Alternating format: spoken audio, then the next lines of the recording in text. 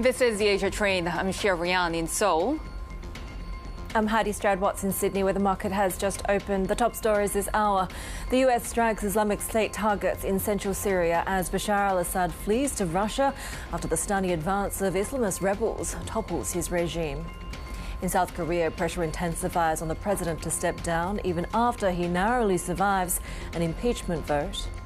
An Asian stock set for a mixed open after US jobs numbers spur bets on a Fed rate cut this month and sent Wall Street to its 57th record high of the year.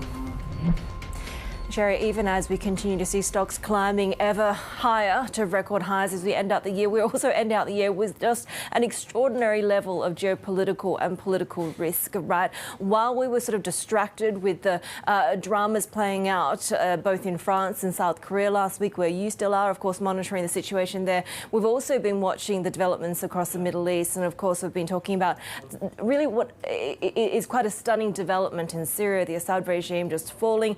He and his family fleeing to Russia and seeking asylum and being welcomed there in Moscow. But, of course, this has happened after really some extraordinary moves and really progress being made by opposition groups in that territorial advance, and that toppling of this long-time regime and leader, no doubt sending shockwaves not just across the region, but a lot of sort of mulling going on when it comes to Iran, Russia and the US right now.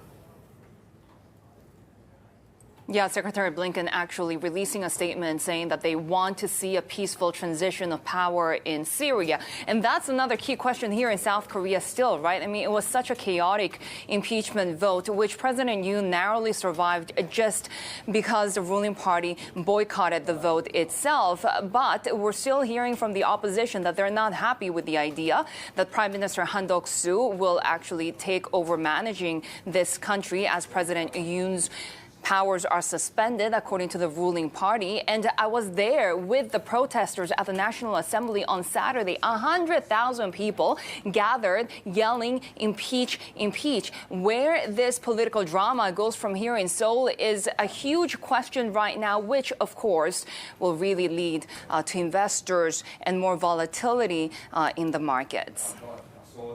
And we spoke about last week about kind of, the question mark over South Korean legitimacy and the government if he doesn't step out, if the impeachment vote doesn't make it through, right? And so far we've seen kind of a talking down of the fears of contagion and how it could affect South Korean assets and investment.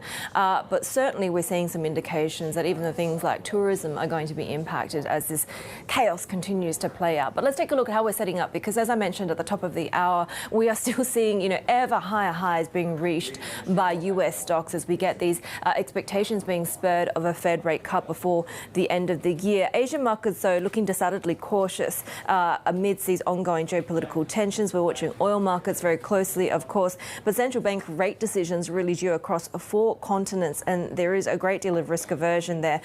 Taking a look at what we're seeing when it comes to Australia, a little bit of downside, despite, of course, some maybe that proxy upside that might have been expected, given we are also waiting for the potential of more fiscal stimulus from Beijing as well. Chicago and UK futures unchanged at the moment. Dollar yen holding just under that 150 level. We continue to watch dollar China as well in this session. And Shery, I mentioned sort of some of the expectations now returning to the fore in terms of what we could see from the Fed.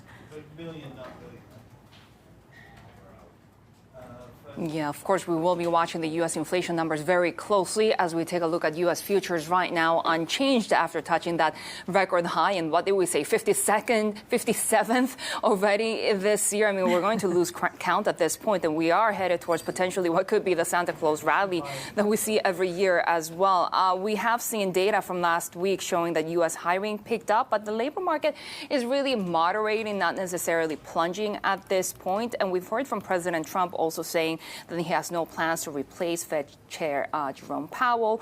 Treasuries rose, shorter end outperforming the dollar, also higher, Haidi. But of course, we'll be watching safe haven assets today. Let's get more now on our top story, of course, Shery. Syria and the toppling of Bashar al-Assad's government after the rapid advance by rebel groups in the country. And Bloomberg's Michael Hayth has been following these developments for us. And Mike, it's interesting, we were so focused on South Korea and France last week, and you were saying hey, things are moving very, very quickly in Syria, and over the weekend it obviously played out in the most dramatic way. Happened very quickly, but it's been a long time coming. Yeah, I mean, this was a civil war that, going back, there was a civil war for a period there coming out of the 2011 Arab Springs as Assad's regime sought to crack down on the protesters, who he characterised as jihadists and Islamic militants, which they weren't, but they soon morphed into that, the whole opposition thing. So it's been going on for a while. Then in 2015, you had Russia come in and put its air force behind him, and Hezbollah in Iran backed them as well. And it looked like that the regime had consolidated and everything was fine. And then it's just extraordinary, the speed with which it's fallen. It's almost like a paper tiger, this regime. Its soldiers clearly weren't fighting for it.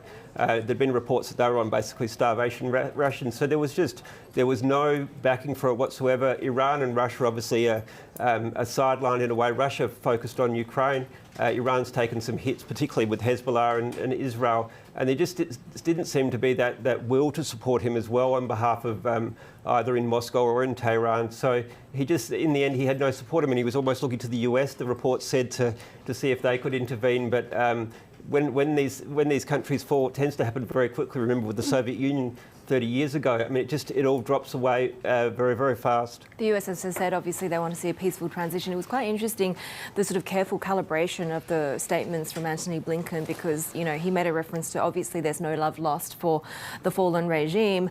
At the same time, there's quite a bit of caution when it comes to the groups that have taken over. Yeah, it's a really interesting period because, obviously, I mean, Assad was, you know, to call him a butcher is probably not stretching it. I mean, he was involved in you know, hundreds of thousands of people's deaths basically during this fighting that went on.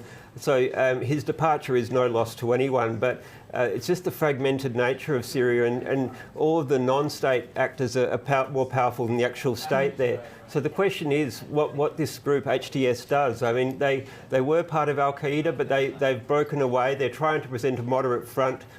In Damascus, there's talk that there will be a peaceful transition, that Assad's officials will hand over to them.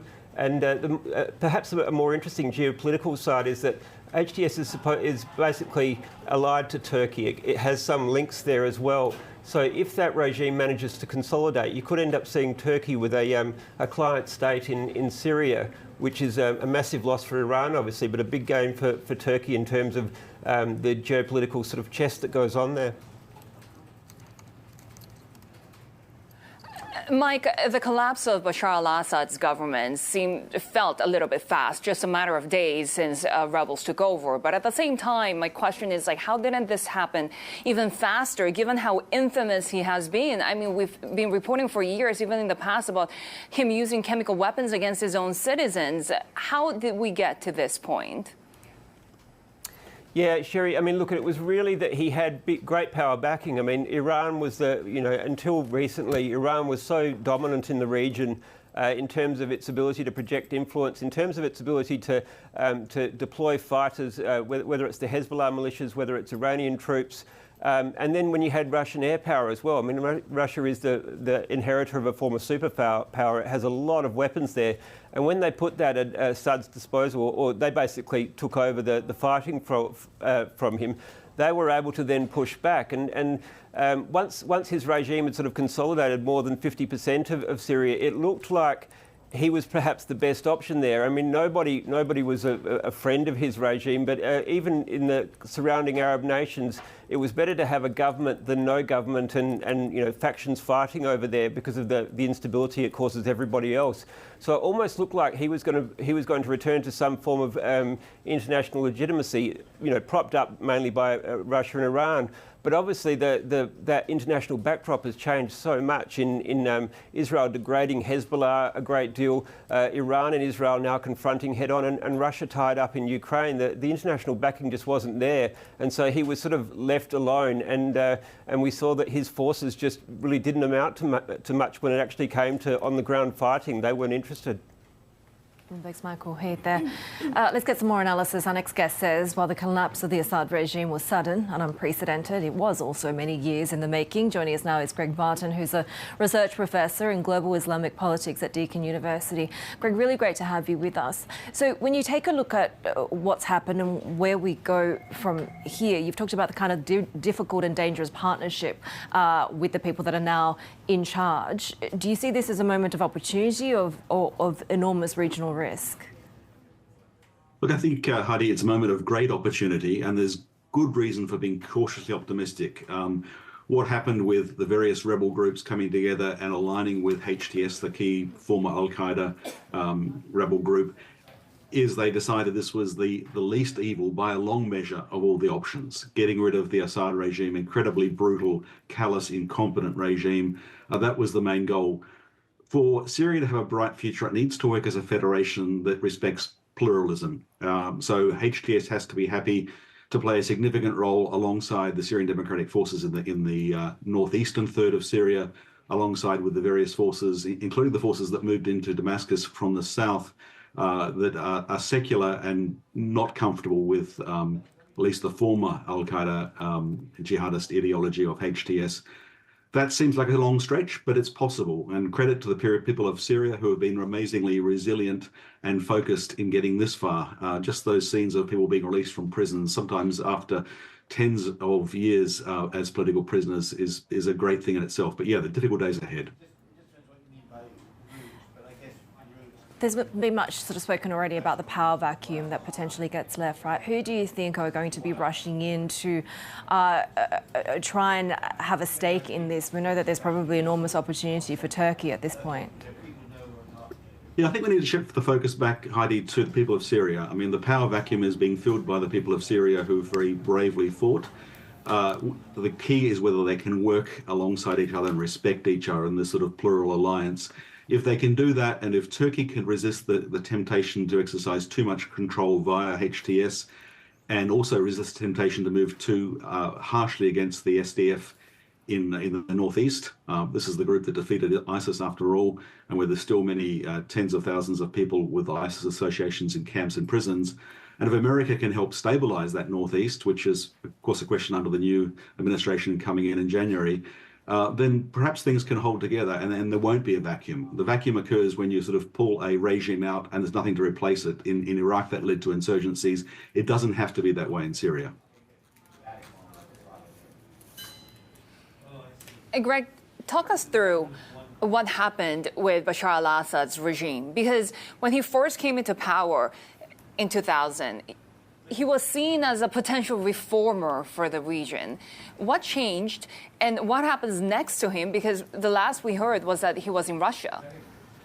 Yeah, that's a really good question, Shery. I suspect he's got a nice sixth-floor apartment with a wonderful balcony. I can't imagine he could rest comfortably in retirement in Russia because, he's now seen as a loser and Russia disposes losers. Anyway, that aside, the key thing to understand is that when Bashar al-Assad succeeded his father, surprisingly his brother had been killed, so he was the unlikely replacement.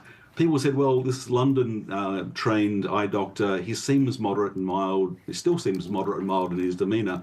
But he very quickly aligned with the most brutal of the generals in the Assad regime and carried out and continued to carry out for decades really harsh crackdowns on dissidents. That continued after the Arab Spring began in 2011. He missed many opportunities through that first decade. And then since then, he's missed opportunities to reconcile. Even in the last few years, when it looked like the region was reaching out and trying to sort of move on and rehabilitate Assad, he refused to take the opportunities offered to him. And so this is a collapse that like a bankruptcy, occurred very slowly at first over decades and then all at once. How are we expecting Washington to deal with HTS, which is, of course, a terrorist designated as a terrorist organization? Yeah, when you designate a group as a terrorist organization, it's double-edged. I mean, you can understand why you do it, but it cuts off channels of communication. It means you're out of the loop. You don't have those back channels, at least not as clearly and certainly not officially. And therefore you can misjudge things. The best hope is that HTS is genuinely broken, that Jolani, who's consolidated his leadership there since 2012, has genuinely broken with that former Al-Qaeda background and is committed to a plural, federal Syria. America needs to be in the loop, in my opinion. America needs to play a significant role, not interventionist in terms of, foreign affairs, proxy power stuff, but just being supportive and positive, beginning with the SDF in the Northeast, but also finding a way to work through with HTS an off-ramp to their terrorist designation so that if they show good faith and if they, meet scrutiny, they can be rehabilitated, perhaps much in the way that happened in Ireland with the IRA. We know that, of course, Russia has assets and military bases all over Syria. We know that the Islamic Republic is probably not likely to give up its interests without a fight. How messy does that part of the transition get, do you think? What should we be looking out for on that side? Well, Iran, of course, is at a moment of weakness, and the real shock troops on the ground for the Assad regime were largely via Hezbollah with Iranian backing. That's out of the play for the time being, so that's positive. Hopefully the regime in Tehran does some introspection and decides now's the time to move beyond the so-called axis of resistance. It seems to have almost finished. For Russia, it's more difficult. They really value that Tartus Mediterranean port. There are still ships there, and then 60 k's to the north in Hamayman, there's an air base, both very critical to the Russians. The big question is how much resources they want to put into trying to keep those bases. And for whatever HTS-led new government that comes in, will they do a deal with the Russians? In many ways, they're well advised not to, but also to allow some peaceful exit. But that's the big question to watch at the moment. Greg, really great to have you. We appreciate your insights. Greg Barton, Research Professor in Global Islamic Politics at the Alfred Deakin Institute at Deakin University. Let's take a look at what we're watching when it comes to a couple of those early movers in the Aussie session. We're just about 15 minutes or so into the start of cash trading, and ANZ, of course, one of the first to come online. We're seeing some declines now being extended, falling by over 1.5%. This after we had the leadership change with CEO Shane Elliott stepping down and the ex-HSBC banker Nuno Matos named as his successor. So that will take effect on July 3rd next year. After Shane Elliott announced his retirement. He'll also be joining ANZ's board as an executive director. Lots of challenges for the bank, including the integration of Suncorp, the banking arm there, strengthening that retail franchise, which has been a heavily commoditised market there as well. So Shane Elliott retiring after 9 years, a role that has really culminated in what is a tumultuous ending. We are seeing a bit of downside as a result, perhaps, of that leadership transition risks there, down by 1.6%. The other one that we're watching is Woolworths. This is a supermarket group, of course. We have seen an announcement from Woolies saying that the estimated direct one-off negative impact of the dispute with the union, there's been lots of labour action lately, to date on the Australian food EBIT is about 50 million to 60 million Australian dollars. So we have seen really the company's enterprise agreement offers that were endorsed, and now we're seeing those distribution centres across Victoria and New South Wales now open. Shery. And Haidi still ahead. The latest from South Korea after President Yoon survives an impeachment vote but still faces pressure to step down. We hear exclusively from the country's financial watchdog next. This is Bloomberg.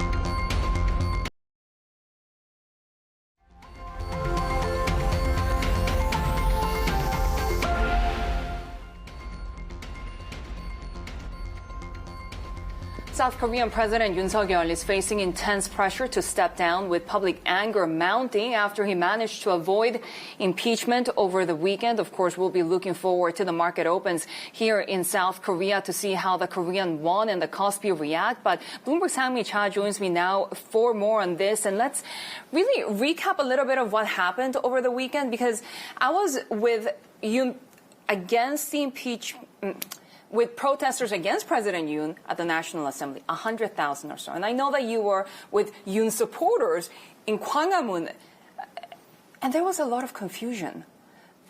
walk us through exactly what happened and what happens next, I guess. Yeah, so like going back to Saturday, which already feels like forever ago for now. Yeah, I remember he first made his appearance on television, and in his 2-minute apology, he said he will accept any legal and political responsibility, and then started the waiting game until 5 p.m. when the impeachment vote was, right? But that's exactly the time when all these protesters were rallying in Yeouido Island and in Gwanghwamun. I was in Gwanghwamun with most of the folks in their 70s or 80s, and these are people who actually are like for the President Yoon, and they are against the impeachment because they just don't believe that another impeachment is something to relive, because they've already experienced that once. Given that we saw that in 2016 with Park Geun-hye, right? And what happened afterwards was just chaotic. But even now, having President Yoon escaped impeachment narrowly because the ruling party blocked it, it's unclear what happens next. It's really unclear, and just now we're hearing that there will be some of the leadership meetings for the People Power Party, the ruling party, and the Democratic Party, which is the main opposition. So we remember what happened was the impeachment motion. In order to pass that, we needed that 2/3 majority of the 300 member, and what we lacked was that 8 defection from the ruling party. And so now the DP, the Democratic Party, has to convince some of these ruling party members to actually come and vote for that impeachment once again. And so we'll have to take a look at what happens this week. Nothing is actually for certain. Right now, the Prime Minister will be running the state affairs according to the ruling party leader, but it is still unclear. Yeah, which the opposition has called essentially a coup if that were to continue happening from now on. But what this means is just, I guess, more uncertainty politically. And for the markets, what should we be expecting in about half an hour or so from now? Yeah, Korea's equities benchmark Kospi is already one of the worst performing gauges in the world. It's lost about 9% this year. And since the short-lived martial law, we've seen the gauge drop 3%, close to 3%. The Korean won also plunged on Tuesday, and then it regained ground a little bit, but then it's dropped again on Friday when there was rumors that there will be another martial law. So traders are kind of reassessing this position now. Is this going to be prolonged stalemate? If so, it's political instability is just not good for any of the markets. So, and a lot of the traders are saying that this will be different in different sectors. So, for example, the exporting companies will rebound. It's not all that bad news, though. Kospi, some of the traders say, will actually rebound late December when investors try to segregate market news from politics. Bloomberg Sang-mi Cha, great job out there, and thank you so much for that update. And of course, we'll bring you the market open in about 35 minutes from now. More ahead on the Asia Trade. This is Bloomberg.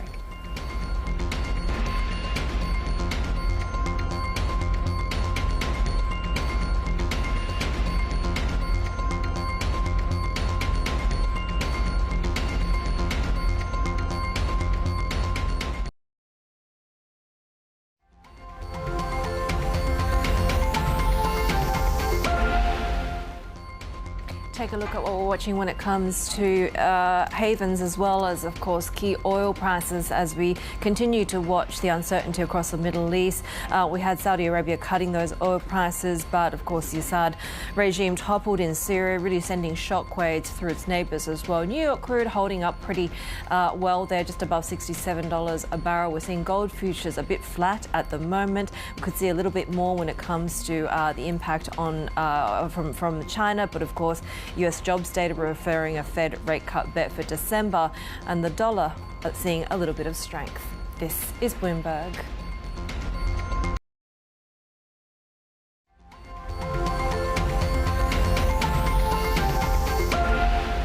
The fact that the unemployment rate went up means that the Fed will be comfortable cutting by 25 basis points, means that the market will increase the probability of this happening. This is the kind of number that will support the Fed cutting rates in December. I think that, looking for, 2 or 3 more cuts in the coming year, I think is completely reasonable. We have had growth that's been, that continues to surprise on the upside. It looks like the momentum in the back half of this year, setting us up for next year, has been quite strong. We're going to pivot to this, pause, skip debate and what kind of message that means. But the big debate is over the degree to which cuts have to take place in 2025. So I guess they're reacting to the US jobs report. We do have some breaking news as we continue to monitor geopolitical developments in the Middle East. The AFP reporting that the UN Security Council is set to hold an emergency meeting on Monday on Syria as we continue to sort of mull what has been a dramatic couple of days of developments for Syria, with President Bashar al-Assad toppled after rebel troops captured Damascus after what has been a tremendous amount of progress being made by those groups over the past few days, really putting it to an end to a regime which came to power in the year 2000. So we continue to watch that because a lot of concerns about the potential power vacuum, the messiness of any kind of transition, and of course the US and other allies calling for a peaceful transition as we continue to work out what the next steps are for Syria. In the meantime, we're also seeing markets reacting to Fed expectations with these spurred expectations that more easing will come before the end of the year. The US employers situation, they're picking up hiring, adding 227,000 jobs in November, an uptick in unemployment and a higher than expected wage growth as well. So this is kind of the latest snapshot of the labour market, and it could nudge the Fed towards lowering rates later this month. Investors are also waiting for a key inflation print before policymakers meet next week. So markets on that are really, at the moment, betting on a roughly 90% chance of a rate cut. Joining us now is Wang, who's the Chief Asia-Pacific Economist at Vanguard Group. So the expectations are we get something before the end of the year, but going into next year, of course, the outlook with the sort of fiscal, trade, immigration side looks a whole lot less certain. Yeah. I think this is where we do expect the Fed to cut 25 basis points in December. I think the labor market report was showing that the U.S. economy and labor market is slowing but not breaking. So borrowing from a significant upside surprise in the CPI report next week, we do think the Fed will cut. But I think after December going into next year, I think the Fed will start to recalibrate its reaction function, right? Now they need to respond to its due mandate, and they will probably take a more cautious reaction function. They need to watch both the data on inflation, employment, as well as the development on the policy side to evaluate how much they need to and also how much they can ease down the road. I mean, for 2025, we actually expect the Fed to keep policy rate above or at 4%. So, this is actually less than what the market is expecting. So you talk about this, perhaps surprising economic resilience not being purely driven by Fed policy. And in fact, it's in spite of Fed policy in a lot of ways, right? But do you expect to see disruptions to those supply side forces through things like tariffs, tax reforms, immigration reforms? And does that meaningfully change the picture? Yeah, I think this is where we say, a lot of the economic resilience in the U.S. economy over the past several years is due to the good luck on the supply side, right? Productivity growth and also strong labor force growth. Now, I would say this is where we do see the potential, negative drag coming from the policy risk side, right? So both the trade tariff and also the immigration policy, they actually come as a negative supply shock. So they pretty much will become a drag on the growth and also actually boost up inflation further. And that actually will make, central bank's job even more challenging. Overall, we are actually expecting, the U.S. economy growth to grow about 2% in 2025. Without those negative policy shocks, the U.S. economy could actually be stronger even. And yet other parts of the world seem to be weakening significantly, especially now with the governments in France and Germany toppled over budget concerns. We just had the collapse of the Syrian government as well, political chaos here in South Korea. Given how externally vulnerable and dependent all of these Asian economies are, what are your expectations for 2025? I think, when you look at our 2025 outlook, we are expecting the global economy in aggregate to be largely stable, with inflation within touching distance of the central bank target, and central bank should continue to ease. But I think behind that, we're actually going to see heightened uncertainty, as we just mentioned, and also that will result in heightened divergence across, regions, right? So as you just mentioned, Europe is actually the weak link of the global economy. We are expecting only about 0.5% growth next year. Asian is actually, and also China is at the center of the storm, right? Given their, high exposure to, global trade, as well as integration into the global supply chain, right? So I think this is where we will watch closely about the changes in the trade policy, down the road closely. Of course, I would say not all economies are created equal. Even in Asia, I would say economies that is highly exposed to trade, like Korea and Taiwan, Vietnam, Thailand, they will be much more vulnerable, but economies that's more reliant on domestic demand actually will continue to see, decent growth, like India or Indonesia or Philippines.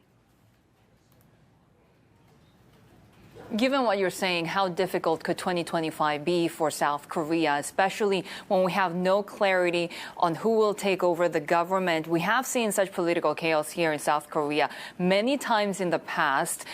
Given that as reference, what are your expectations for the next year? I think overall, if you look at the Korean economy, right, we already have seen that the domestic demand is weakening, and then there's rising, external headwinds. Inflation is also coming down, faster. So I think that will enable the Bank of Korea to cut interest rate to support the growth.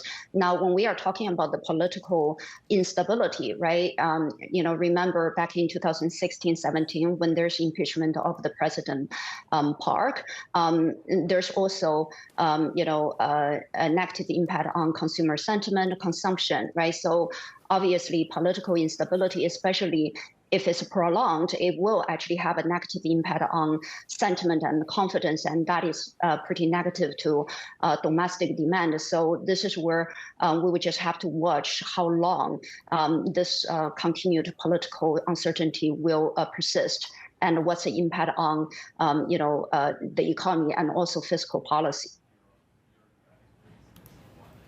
Qian Wang, who's the Chief Asia-Pacific Economist at Vanguard Group there. Always great to have you with us. And watching and seeing is really kind of the mandate at the moment for these markets, right? And you take a look at what we're watching when it comes to some of these haven assets in light of extraordinary developments across the Middle East and Syria over the weekend. We're seeing New York crude holding pretty steady, $67.30 is where we're at. We did see really oil holding that weekly loss. We had the Saudis price cut, signalling even further these expectations of a weaker outlook. So a second week of declines after the reduction of crude prices by Saudi Arabia, more than expected. But we continue to watch for any market fallout following the toppling of the Syrian regime. We're also seeing gold futures a little bit higher then, but pretty much steady after we had the US jobs number last week, reaffirming expectations of a rate cut from the Fed later on this month.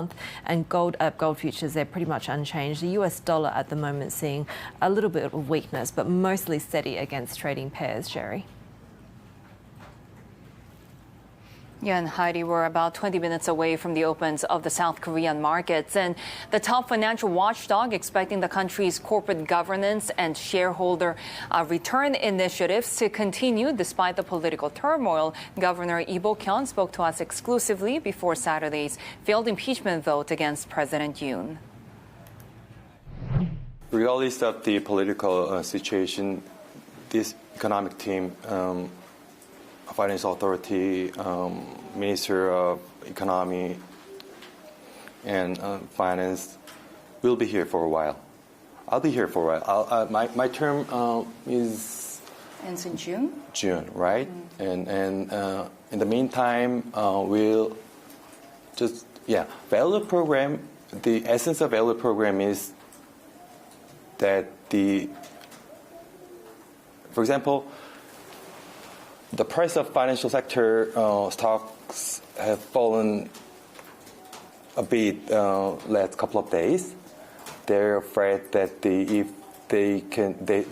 banks and insurance companies still can have the kind of discretion to make dividend or make buyback purchase of their own stocks. So we like I said, even the opposition party is quite strong about this pro-investment program, and myself, including myself, the economic team will be here at least a year or so, and the ruling party leaders, they're also quite focused on this capital market initiatives. That's why they wanted to launch this revision to Capital Markets Act.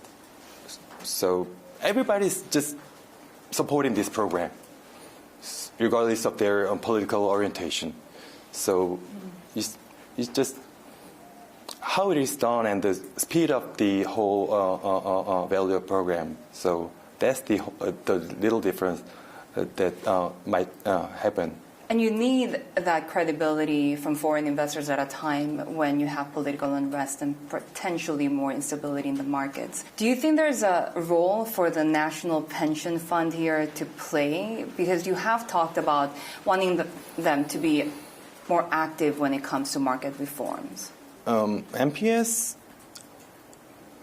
has been playing a very significant role in Korean domestic capital market, and but I don't think the government can persuade MPS to have more stock in any certain individual, company or any industry. Things doesn't work that way, but they have this gradual process of changing their portfolio, to my understanding.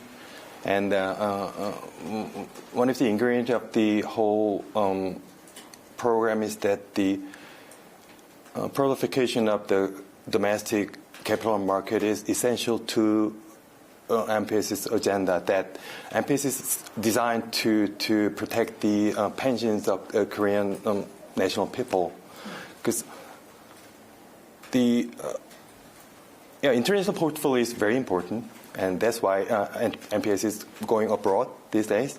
But still, the one market, because all the dividend will be made in Korean won, no matter what. So the one market, one capital market, is very important to flourish.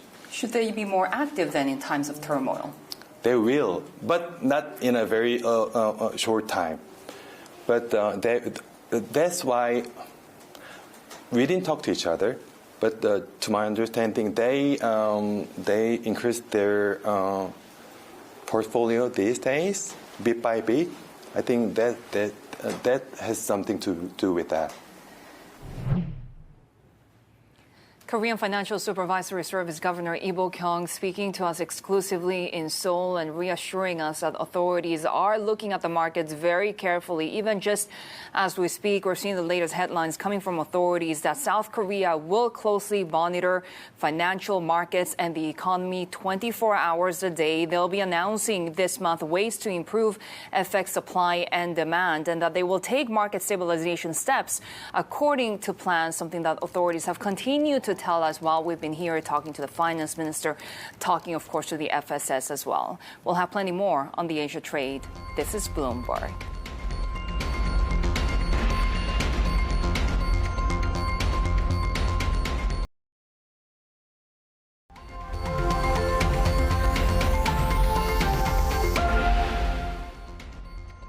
Well, ANZ Group says former HSBC banker Nuno Matos will become CEO in July next year, and he's taking over the reins from Elliott, who's retiring after 9 years in the role. Finance editor Adam Hay joins us now for more. So we were just saying earlier, clearly a retirement was sort of in the works, but perhaps the timing was a little bit earlier or surprising to the market. Yeah, I think in a sense it maybe came a little bit sooner than some were expecting, Heidi, but clearly succession planning has been going on for a long time now, and even Elliott himself has spoken about that and how that's kind of been impacting the search that the board has been taking for some time now. And again, this is another example of some solid talent being hoovered up from the HSBC ranks that, of course, is that bank is getting shaken up quite significantly. So what we see here is that Elliott will stay until the middle of next year, so there will be many months of a transition period. But what we know already is that Matos will be already looking to kind of move on from a lot of what's plagued the back end of Shane Elliott's career. This investigation that continues to be ongoing from the securities regulator in Australia over the bond trading, potential allegations of market manipulation there. You've got that going on. You've also had these investigations into cultural conduct within its markets business.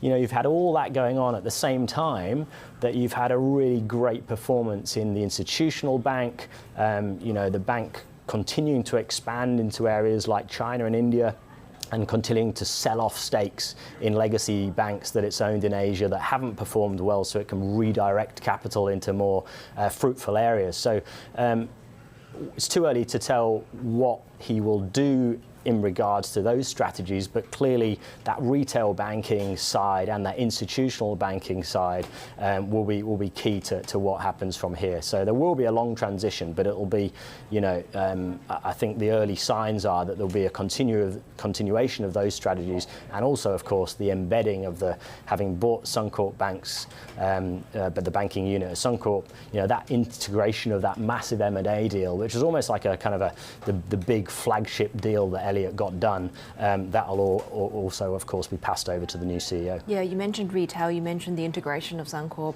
the banking arm. Are there sort of broader challenges for the big Aussie banks going into next year?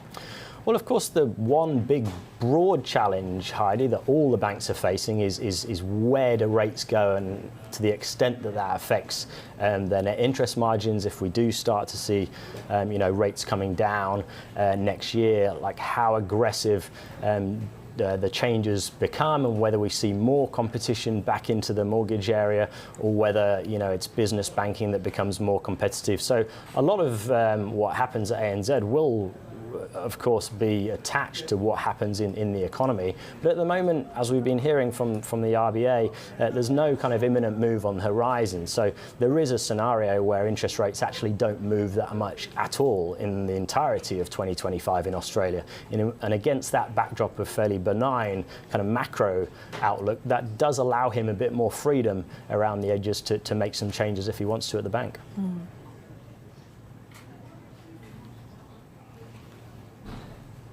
And we do have breaking news out of Japan at the moment as well. We are getting third quarter final numbers, and it's growth of 0.3%, which is quarter on quarter the same as previous estimates. But you annualize it, and the quarter on quarter number is a jump of 1.2%, which is revised upwards from that 1% level that was expected.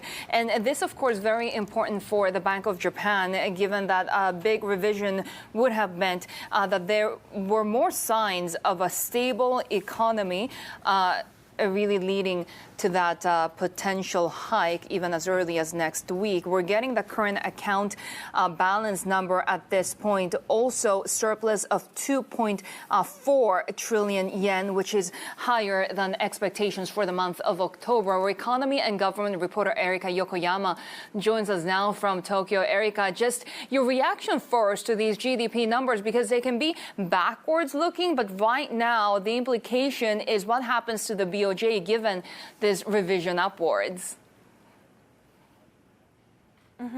Yeah, I'm just seeing the GDP figure, then that was slightly revised up. I was actually expecting that business spending would be revised up because these revised data are basically reflecting the corporation survey that was released earlier this month. Then that was suggesting that business boosted their spending more than expected. But yeah, I'm just seeing the overall GDP figures was revised up, but it's just a minor. So I think the implication for the BOJ is on probably neutral. And in that sense, I guess the trader have to keep playing the guessing game over the timing of when the BOJ is actually doing the next rate hike. Yeah, so if it's sort of neutral on the balance of things, what would traders be looking at for signals in 2 weeks' time? Yeah, so given that there are mixed signs and report, so I guess traders have to keep closely follow incoming data news. Then one of them should be on BOJ's Tankan survey, which will come out on Friday, and which will give us an idea on how Japanese companies are performing most recently and how they are projecting their business climate, labor shortage situations, and inflation in the short and long term. And other thing would be FOMC, of course. That will come out announced just before the BOJ will make their own decision. So BOJ board members probably wants to see how the U.S. counterpart's decision will affect the currency situation. So much scrutiny ahead of that BOJ decision next week. Our Bloomberg Tokyo economy and government reporter Erica Yokoyama there. More ahead on the Asia trade. This is Bloomberg.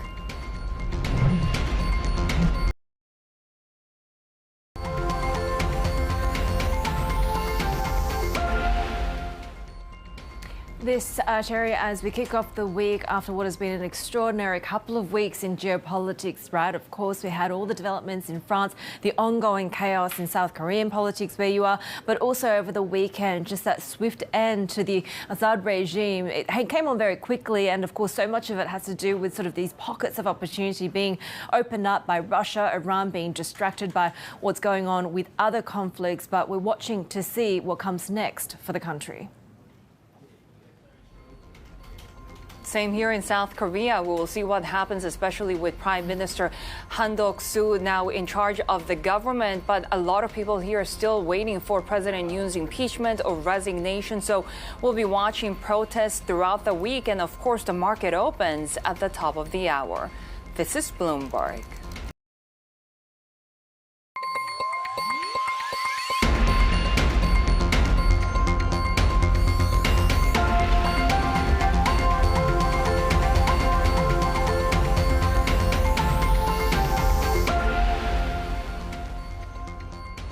This is the Asia Trade. We're counting down to Asia's major market opens, especially after the toppling of the government in Syria. We will be watching the Israel-Syria border closely, Haidi.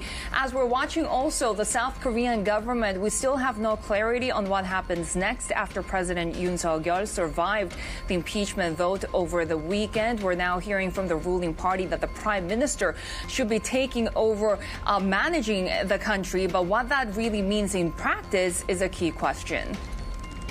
Just such an extraordinary, geopolitically restive end to 2024, right? And potentially more volatility to come. Of course, we're watching the fall of the Assad regime in Syria, as you say, but also watching to see the potential for a leadership vacuum to be left there, any sort of infighting with the groups that have taken over. Really, what comes next after this hard-fought victory for opposition groups and civilians?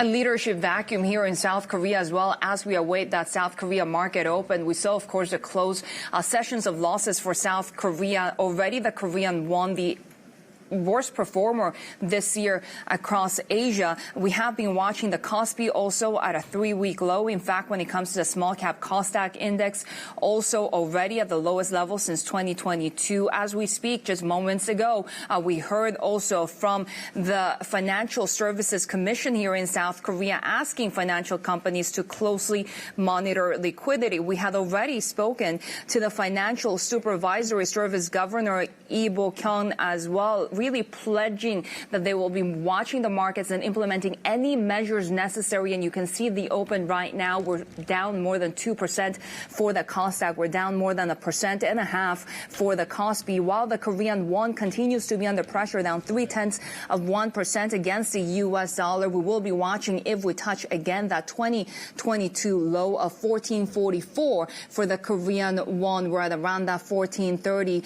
at the moment. We do have jobs data later in the week. So what this crisis means for the BOK is already in question. We had seen, of course, that surprise rate cut recently by the Bank of Korea, Haidi. But, of course, we also had data out of Japan.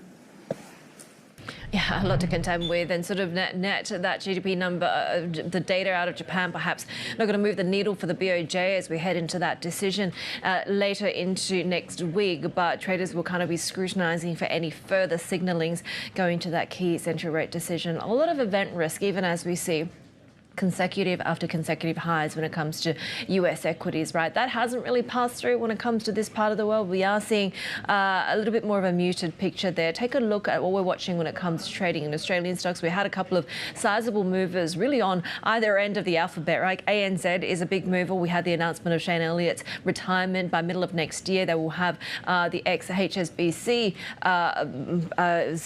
Nuno Matos. They're taking over with a whole lot of challenges for ANZ and for banks more broadly, given the uncertainty over the rate environment. Also watching Woolworths saying that there is an impact on the bottom line, but some of those labour disputes may now be resolved, given there were really, sort of almost pandemic era scenes of stock not being available on Woolworths shelves as a result of this ongoing labour action. We are watching the Aussie dollar. We're seeing a little bit of upside there, 63.95, a bit of a recovery for the broadly for the US dollar after some weakness going into those payrolls numbers. But watching treasuries very keenly too, Shery, given these Fed expectations for the end of the year.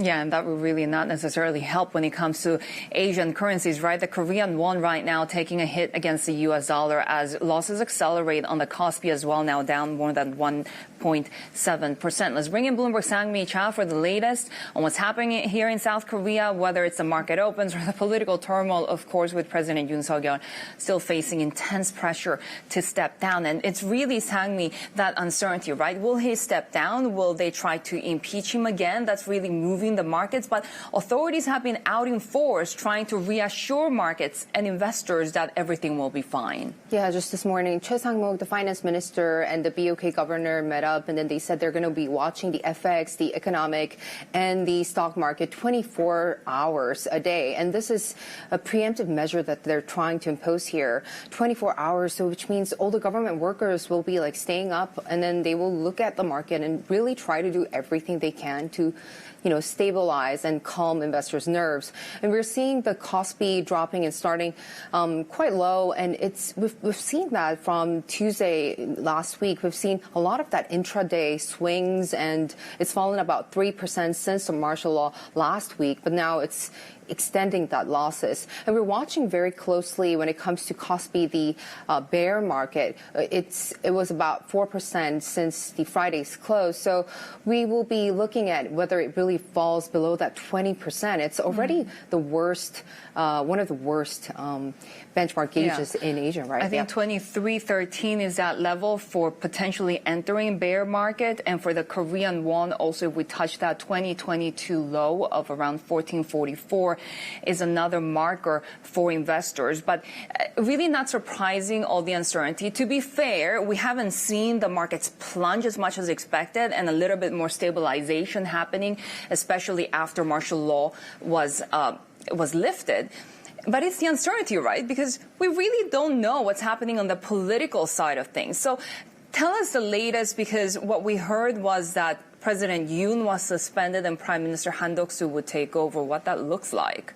Yeah, so in Saturday's 2-minute apology from the president, he did say that he will entrust his future to his party. And so now the ball is in the ruling party's court. And what the ruling party leader said was that he will have Han Duck-soo, our prime minister, actually run the state affairs, including the diplomacy, while we are in this vacuum period. But of course, the Democratic Party, the main opposition party, immediately rejected that plan, the plan to ensure that orderly exit from the president, because the ruling party does not really want that impeachment, because that could potentially hurt the party.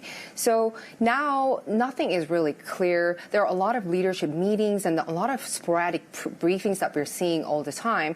So everything is very fluctuating right now. Everything seems to be a race against time, given also that the opposition leader faces potential conviction if his conviction ruling is upheld by the court, given that, of course, he was convicted of election-related allegations. But Bloomberg Time, great to have you with us with the latest, and let's just delve into the market dynamics, given that our next guest says Korea's democratic processes at least remain in place, and now is perhaps the time to buy select undervalued companies. Lorraine Tan is Director of Asia Equity Research at Morningstar. Lorraine, good to have you with us. So is this just a short-lived political event, and will the broader markets in Korea recover, or is the picture more challenging, especially globally as well, going into 2025? Yeah, hi, good morning. I think firstly on Korea, we still do expect this to be a short-lived event. Obviously, leadership change is ongoing. It's a key uncertainty. And we, obviously wouldn't be surprised that there is market volatility for the time being. But we're still, our base case is still for the processes to hold, the democratic processes to hold in an ongoing changeover. And as a result, we think if there's a pullback, there's an opportunity to pick up Korean companies. But obviously, we prefer exporters that maybe have a slight advantage when it comes to the won weakness.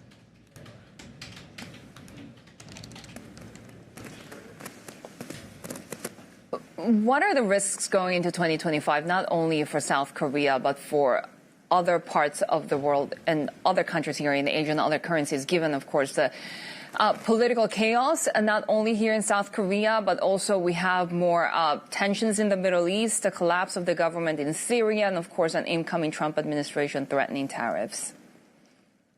Yeah, so lots going on for Asian markets. I would say, first and foremost, there's still a lot of uncertainty as to what Trump presidency is going to hold for the next 4 years. I think, obviously, the key brunt of that is going to be how that impacts China. But we actually see China as one of the more undervalued markets globally. And we do still, we're looking at our 2025 outlook is for about a 11 to 12% upside for China equities on the whole. We think the consumer sectors are much more undervalued, 20 to over 20% undervalued to our fair value estimates. So that's where we see the most opportunity. But it's got to be driven by an improvement in consumer confidence. And at this point in time, we do expect things to be bottoming out consumer sentiment-wise, but we still need to see more coming out in terms of fiscal policy. So we're hoping to see more details come through over the next 6 months. As to the geopolitics, what's going on in Syria, what's going on in the Middle East with Ukraine, that still has to basically uncover itself. So we do think that there's reasons to be a little bit more cautious. But we think that on the fundamental basis, we're still, when you're looking at China consumer stocks, where it's very much focused on the domestic front, that's where we're looking at basically good quality companies that can recover as consumption improves.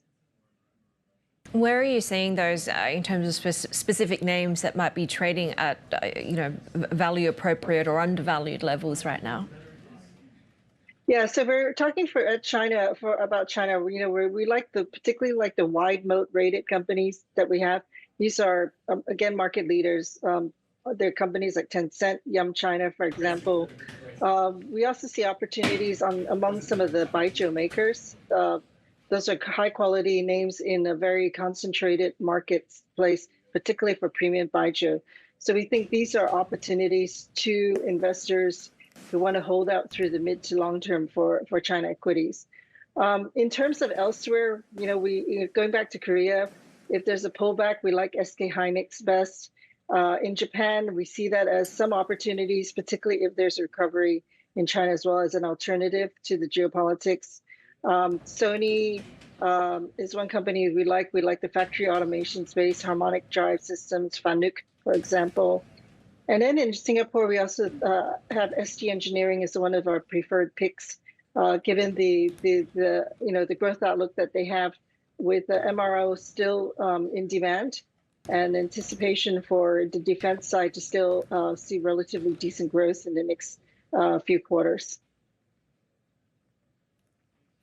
You also see potentially there are names in Japan that might be a good alternative if we see the consumption recovery in China? Yes, that's right. So first, the factory automation space, if reinvestment or CAPEX factory activity starts to improve in China, the factory automation names in Japan are beneficiary. Fanuc, the Yaskawa, harmonic drive, for example. Luxury goods globally would obviously benefit. We saw that big bounce initially when there was the PBOC cuts in September.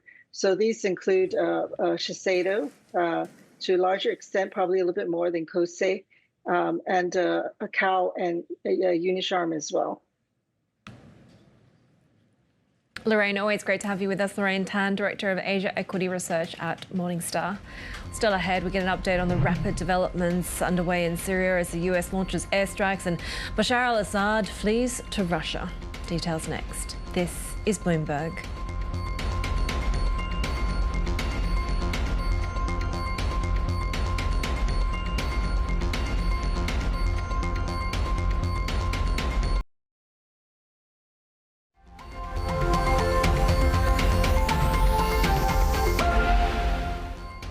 The fall of the regime is a fundamental act of justice. It's a moment of historic opportunity for the long-suffering people of Syria to build a better future for their proud country. It's also a moment of risk and uncertainty.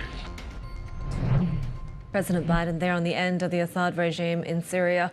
Let's get the latest on that. The toppling of the Bashar al-Assad government after rapid advances by Islamist rebel groups. Bloomberg's Michael Heath has been following these events for us, and since last week we've seen developments really happen very, very quickly. This has been building for some time, but is it correct to say that the sort of distractions or the geopolitical space was allowed for this to happen? Yeah, I mean, I think that these rebel groups, these rebel groups, and Turkey has provided some support to them, but I really think they saw their opening there with the Israeli attacks on Hezbollah in Lebanon, and the killing of much of its leadership and the degrading of its missiles and its fighters, etc. And obviously the direct confrontation between Iran and Israel. It really put Iran and it put its proxy forces that have provided a lot of the boots on the ground to support Assad's regime in Syria. It put them on the back foot. And then in Russia, obviously, you've got they're heavily bogged down in Ukraine. And, Russia is not the Soviet Union. It's not a superpower. It can't run two wars at once like that. But I think there is also a degree of perhaps a bit of disappointment in Assad from both of them, from Iran and from Russia, in terms of what they got back for all that they'd put in there. And so when he was sort of left alone, what you often see with these dictatorships when they fall is that the troops or the soldiers, the loyalists at the end, realise that they're fighting for nothing, and so there's no point in dying for a regime that's on its last legs, and so they just sort of dissolve, and that's what we saw here. That's what happened so fast. It's interesting you say that, because our previous guest said, Russia doesn't like losers, so there's the question mark over what happens even as he's been given asylum, right?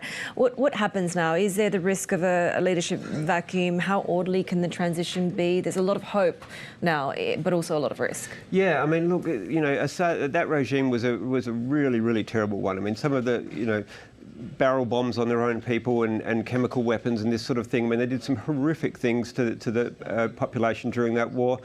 So there is great hope, but great uncertainty. I mean, you've got these various factions in the country, and power is a very, very enticing thing. So we sort of have to just wait and see and hope. But there have been reports that some of Assad's regime have remained to sort of try and organise an orderly transition of power.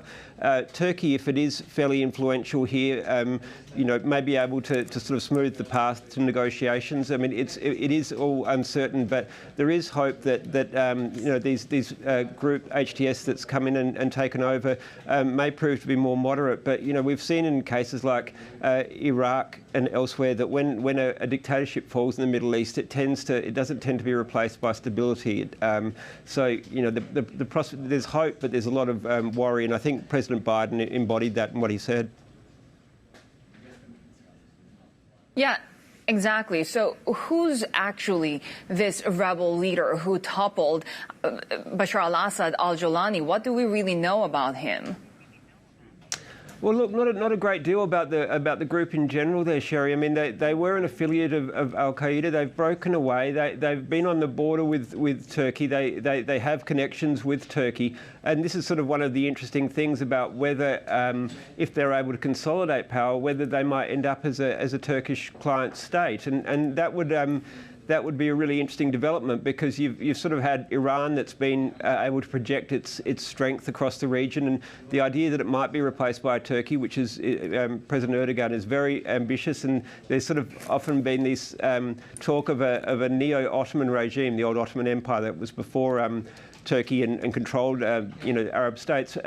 So look, there's not a lot of detail about them, but what's coming out so far about they're looking for an orderly transition and that they're going to accept all communities. This is a very important one. I mean, there's quite a large Christian community in Syria. Obviously, there's Kurds there. There's a lot. It's quite a diverse place. So the idea that they would be encompassing for those groups, that they're not going to try and crack down on them specifically, that's all positive. But we really just have to wait and see how it unfolds, because when a new government comes in, it's always saying the right things because it's got to consolidate power. It's what they do that then really is when the rubber hits the road. Bloomberg's Michael Heath there, following the latest developments around Syria. And these are some of the other global stories that we're following. Saudi Arabia is cutting oil prices for Asian buyers by more than expected. A price list seen by Bloomberg shows the Saudi Aramco will sell its main Arab light crude to Asia at a premium of 90 cents a barrel in January, 10 cents cheaper than expected by traders. Oil prices have been under pressure with a lower risk premium, and OPEC Plus delaying an output revival. U.S. President-elect Donald Trump says he has no plans to replace Fed Chair Jerome Powell once he returns to the White House. Last month, Powell said he would refuse to quit office early if Trump tried to oust him. Trump has previously told Bloomberg that as president, he should have a say in monetary policy and setting interest rates. We have more ahead on the Asia trade. This is Bloomberg.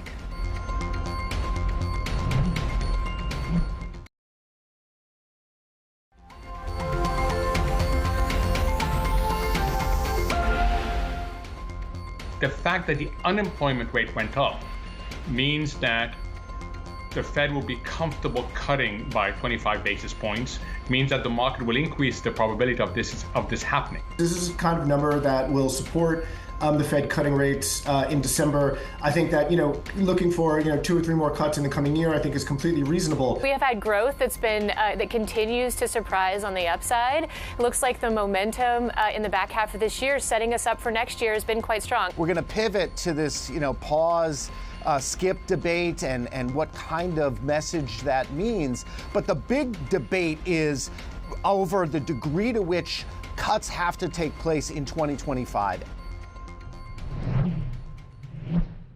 Some of our guests reacting to the U.S. jobs report. U.S. employers picked up hiring, adding 227,000 jobs in November, with an uptick in the unemployment rate and higher than expected wage growth. The latest snapshot of the labor market may nudge the Fed towards lowering interest rates later this month, but investors are also waiting for a key inflation print before policymakers meet next week. Markets are betting on roughly a 90% chance of a rate cut. Acting U.S. Labor Secretary Julie Su has downplayed the slight rise in the unemployment rate for November. She told us the figure is still historically low and indicates a stable economy.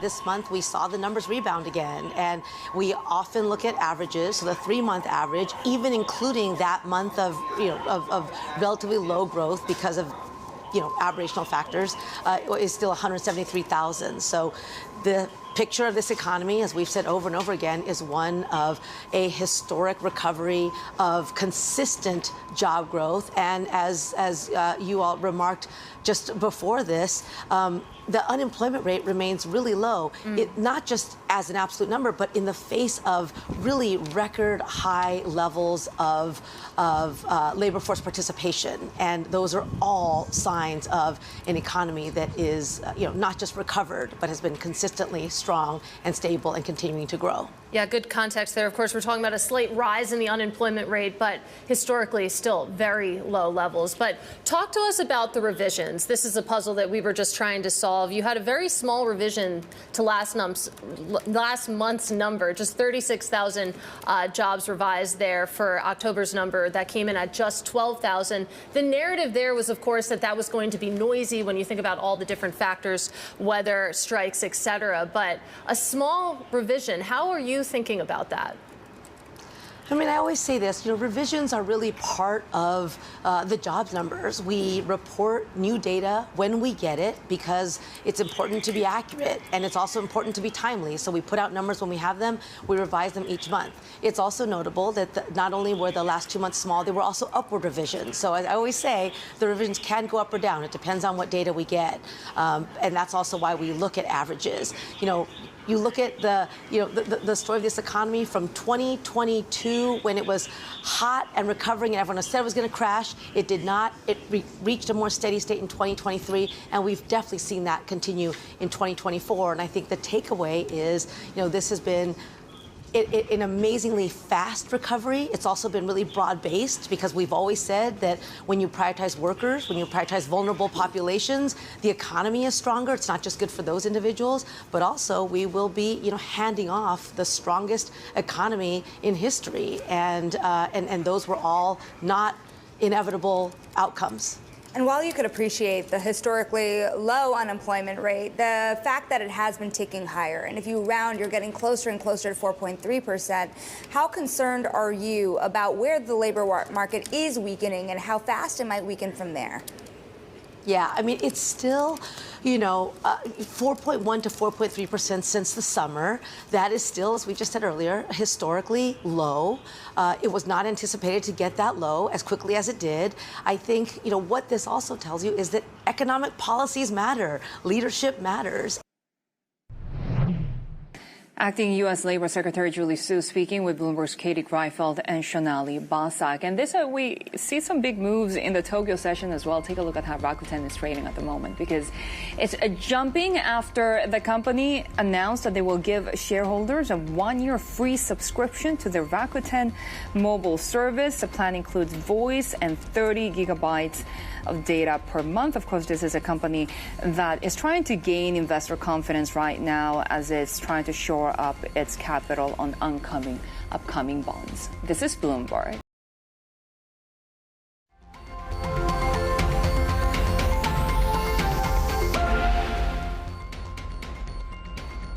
Take a look at what we're watching when it comes to European stock futures just opening for trading. And of course, after last week's drama when it comes to the political situation in France, we're seeing that continuation when it comes to the weakness in French stocks in particular. That relief rally going into the end of last week after months of underperformance could be short-lived. The ongoing political crisis, the strained public finances situation, not just for France, but of course this is becoming sort of a broader theme of European weakness in general. Stocks 50 futures looking a little bit soft there at the moment. German DAX futures pretty much flat at the moment. This, of course, as we continue to also watch the geopolitical implications, right, as whether this sort of sustained rally after the US labour market data can be kept, given we continue to monitor the situation in the Middle East, the toppling of the Assad regime in the government in Syria, and what sort of comes next with shockwaves being sent across the region.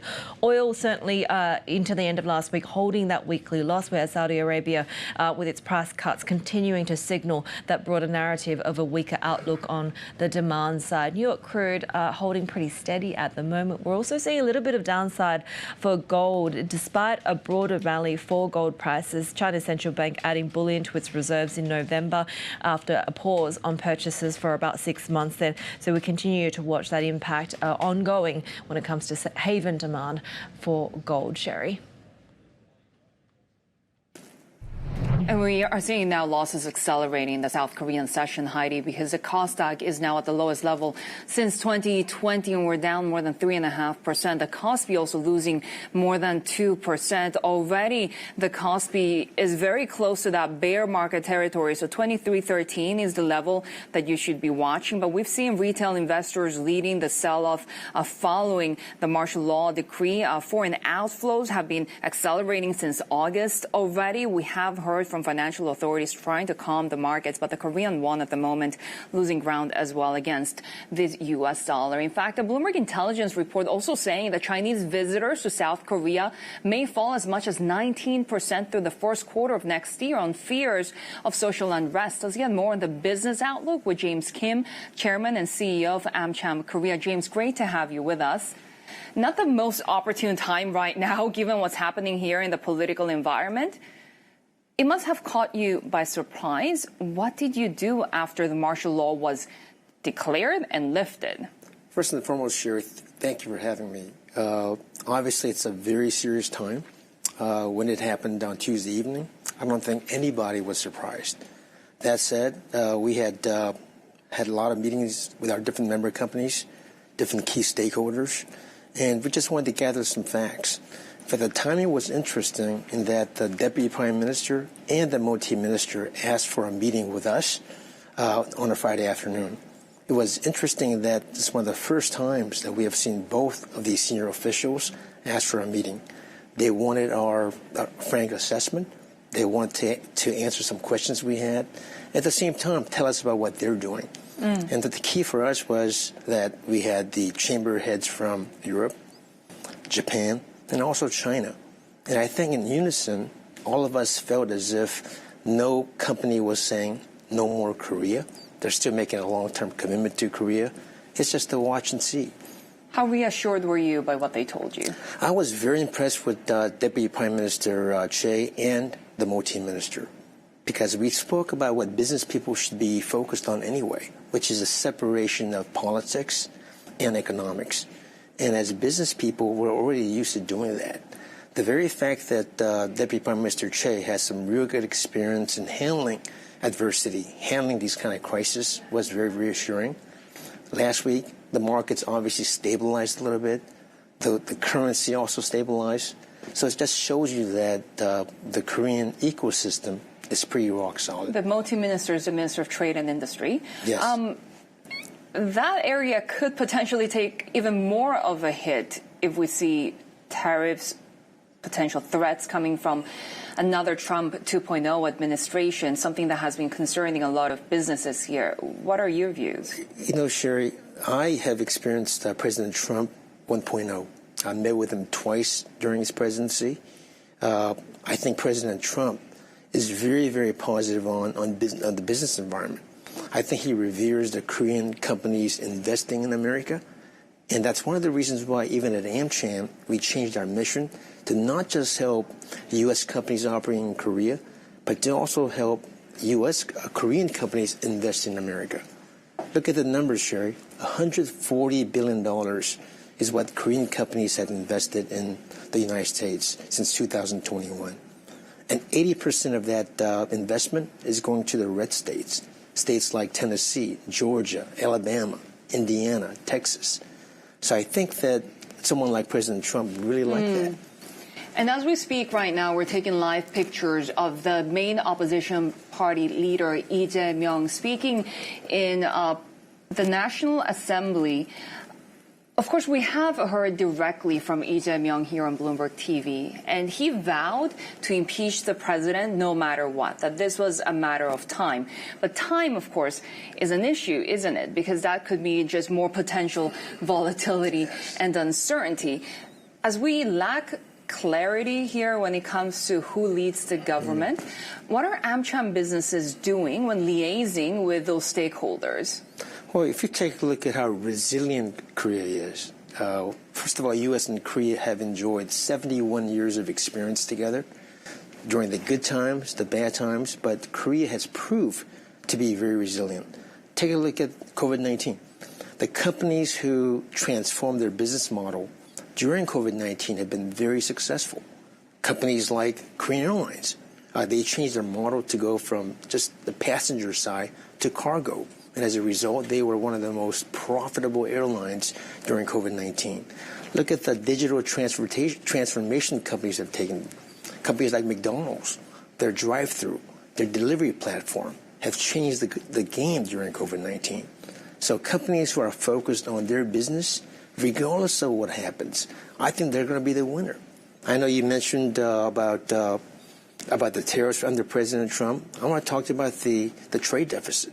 Right now, under President Trump 1.0, the trade deficit between U.S. and Korea was around $20 billion. Now it's 50, right? So it could be a concern. However, for American companies that want to help reduce the trade deficit, it's an opportunity for them to sell more into Korea. Companies like semiconductors, right? Autos, auto parts, and anyone who does business with Hyundai and Kias of the world would be very, very positive.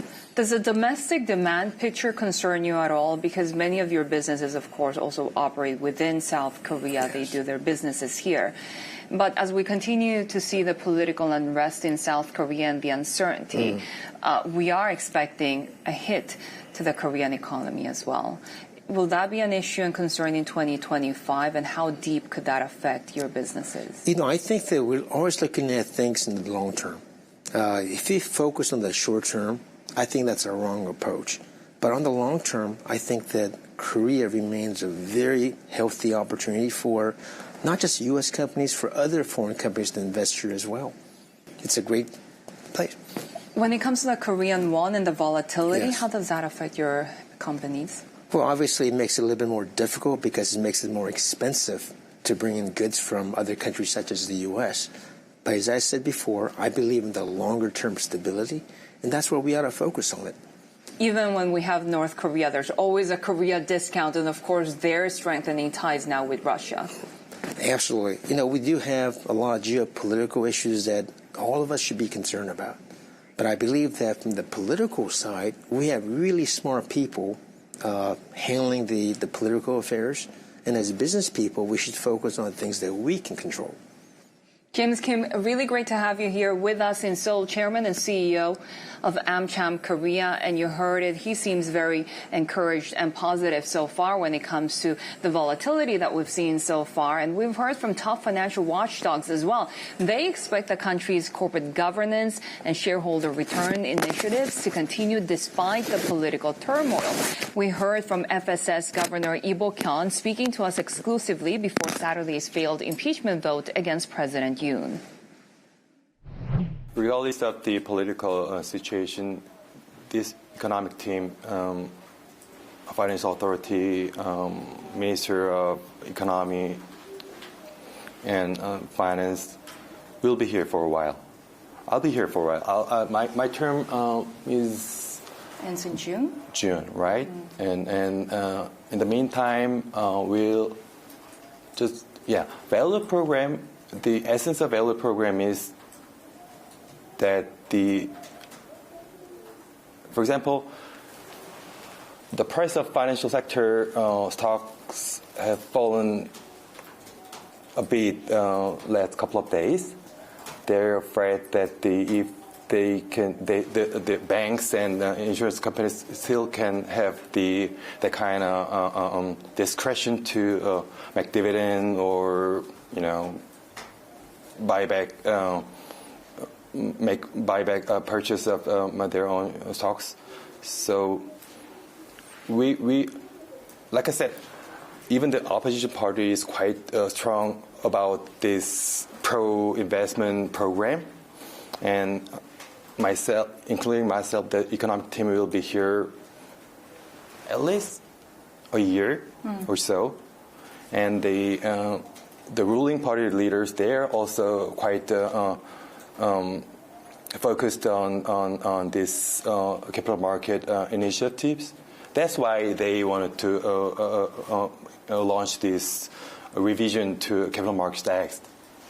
So everybody's just supporting this program, regardless of their political orientation. So it's just how it is done and the speed of the whole value program. So that's the little difference that might happen. And you need that credibility from foreign investors at a time when you have political unrest and potentially more instability in the markets. Do you think there's a role for the National Pension Fund here to play? Because you have talked about wanting them to be more active when it comes to market reforms. MPS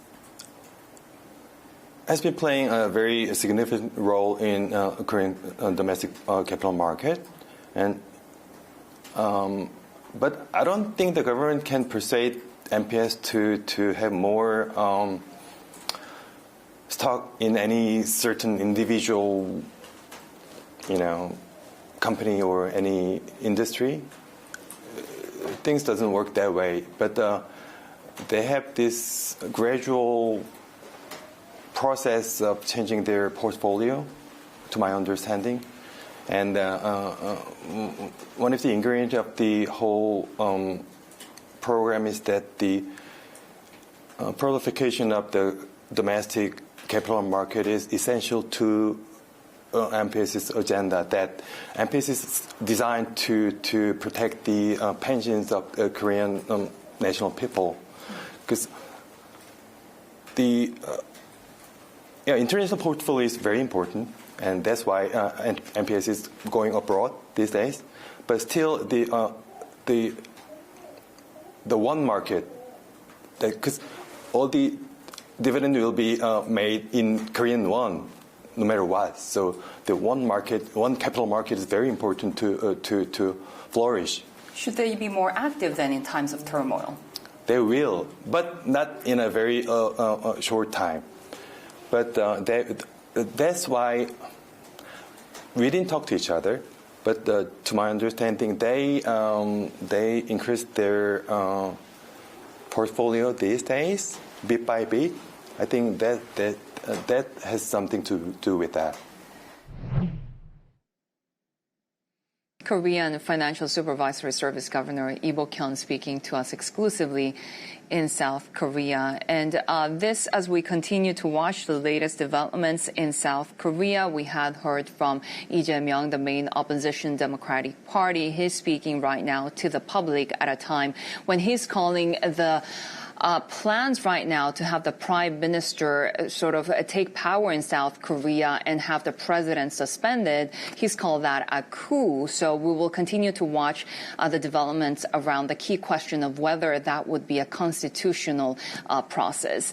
Bloomberg has also learned that South Korean companies are reconsidering a $54 billion investment blitz to build EV battery plants in the U.S. over concerns Donald Trump could undo tax credits. Global business reporter Hee-jin Kim joins us for more on this. Hee-jin, so we had seen these concerns, of course, about tariffs coming potentially from the Trump administration, but just the fact that even investing in the U.S. might be risky is another concern, right? What are you hearing?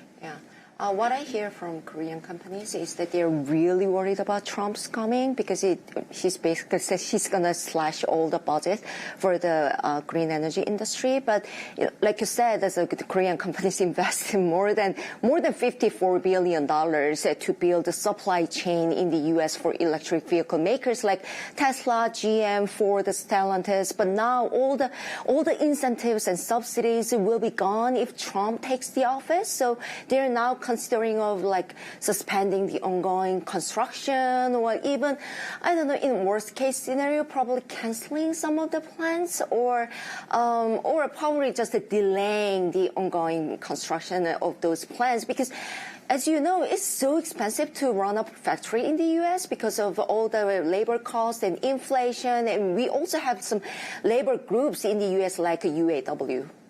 I mean, How deeply would that hurt these EV companies that have already been under a lot of pressure, especially, I guess, now that you have more political uncertainty here domestically as well? Yeah, sure. Because it's not a matter of matter that they can negotiate individually with the U.S. Department of Energy, right? They definitely need some support from Korean government. But unfortunately, as you mentioned, there is a political turmoil at the Yoon Suk-yeol administration, so they have actually no one to negotiate for them.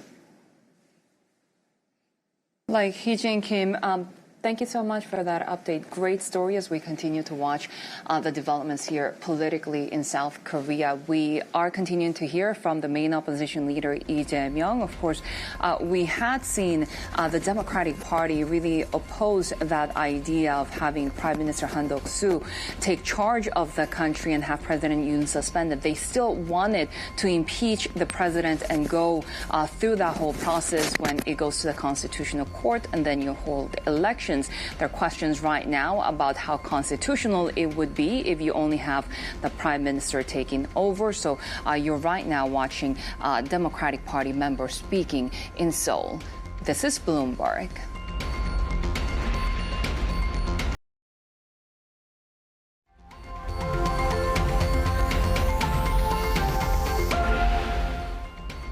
This is a historic day for the Middle East. The collapse of the Assad regime, the tyranny in Damascus, offers great opportunity, but also is fraught with significant dangers. This collapse is a direct result of our forceful action against Hezbollah and Iran, Assad's main supporters. It set off a chain reaction of all those who want to free themselves from this tyranny and its oppression. We're clear-eyed about the fact that ISIS will try to take advantage of any vacuum to reestablish its capabilities and to create a safe haven.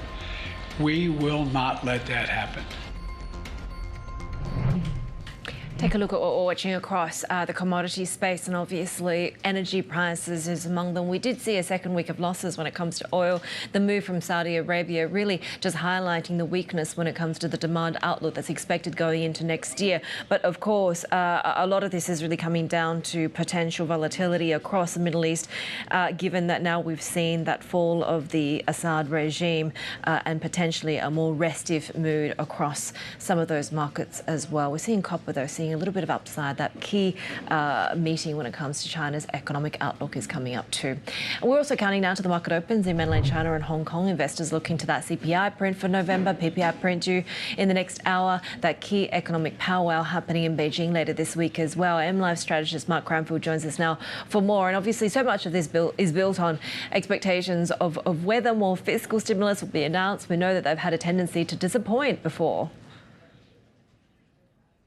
Yeah, it's a very big week for China investors. As you can see, the equity traders were getting quite excited towards the end of last week. They were pushing up Chinese stocks quite well, although there were suspicions there was a helping hand in the background from some of the state-related funds. But anyway, it was a very good close to the week for China stocks, so that starts off this week with a bit of momentum. And of course, American equities had a good finish to the week as well. So the mood should be pretty decent, but their expectations will be very high. They won't be thinking too much about the inflation data. That hasn't been a major concern for Chinese investors for some time.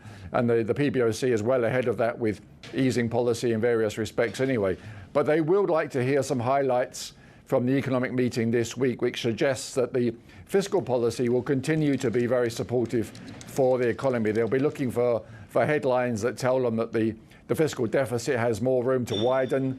And if that's confirmed, that will probably give Chinese stocks a good run into year end. There's certainly a very big risk if that they don't say too much this week. We go into a bit of a vacuum period because the next major meeting for Chinese leaders isn't really until about March next year. So certainly a risk that if they disappoint people, that could really help to dull people's view towards the market for quite a while. So certainly a lot resting on what comes out of this week. Nobody's expecting specific numbers, but they will like to hear positive sound bites in terms of, yes, stimulus is going to continue to go, fiscal expansion is still very much on the way, and we see next year getting the economy up to that 5% growth level that they've been finding it pretty hard to meet so far this year. As you say, it's a big week. We've got rate decisions sort of all over the place. We're looking ahead to the BOJ next week. We've got China. We're also looking kind of for that final puzzle piece for a rate move from the Fed, right? Do you think we could see a surprise on inflation from the US?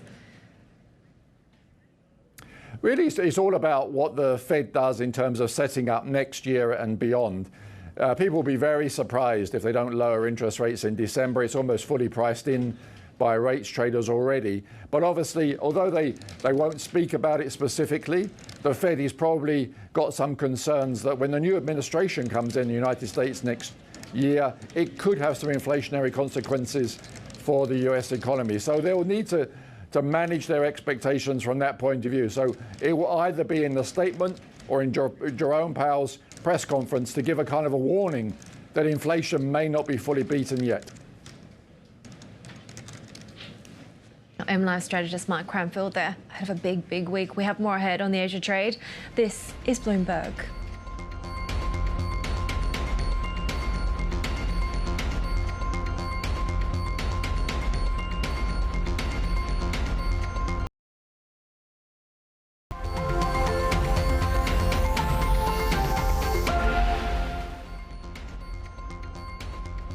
We're seeing accelerating losses on the small caps Kosdaq index here in South Korea.